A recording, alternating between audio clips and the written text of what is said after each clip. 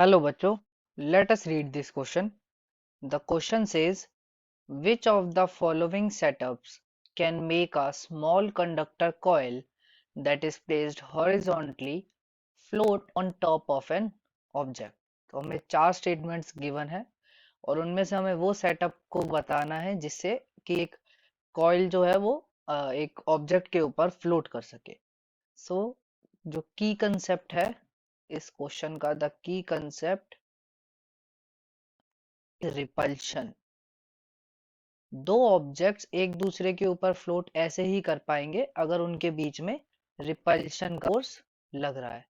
For example, अगर मेरे पास एक पार्टिकल, एक ऐसे एक फ्लोर पे एक पार्टिकल रखा हुआ है और एक पार्टिकल उसके ऊपर रखा हुआ है, तो ये ऊपर तभी फ्लोट कर पाएगा अगर like if it is A, this is B, तो एक बी वाले के ऊपर एक ऊपर की ओर फोर्स लगेगा, force on B due to A, जो कि रिपल्शन का फोर्स होगा.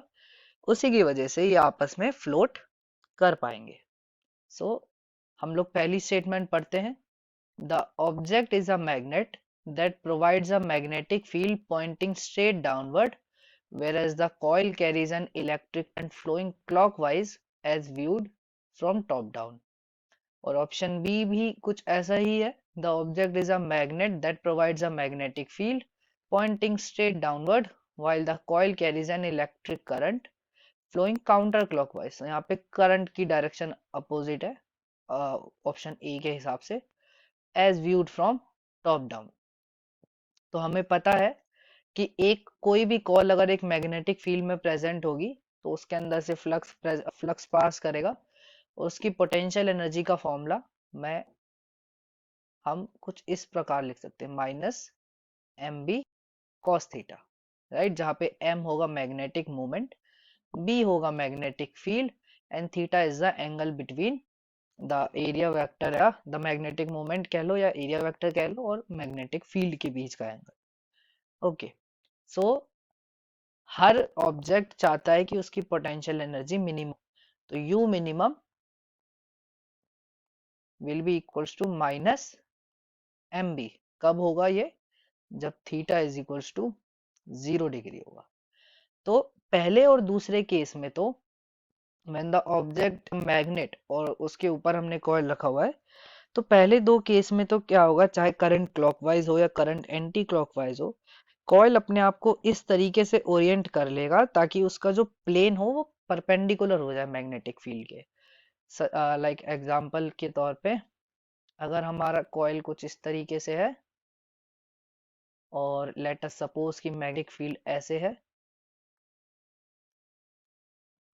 तो कॉइल अपने आप को इसी पोजीशन में ओरिएंट कर लेगा ताकि उसका जो प्लेन ऑफ द कॉइल है, this is the plane of the coil, ये मैग्नेटिक फील्ड के परपेंडिकुलर हो जाए, ताकि जो अब मैग्नेटिक मोमेंट और जो मैग्नेटिक फील्ड है उनके बीच का एंगल थीटा 0 डिग्री हो जाएगा और उससे पोटेंशियल एनर्जी इनकी मिनिमम हो जाएगी.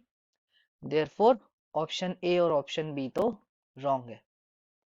अगर हम ऑप्शन सी की बात करें, option C is saying object carries positive electric charge but coil carries negative charge. तो हमें पता है कि पॉजिटिव और नेगेटिव तो एक दूसरे को अट्रैक्ट करते हैं, तो ये ऑप्शन बी रॉन्ग हो जाएगा.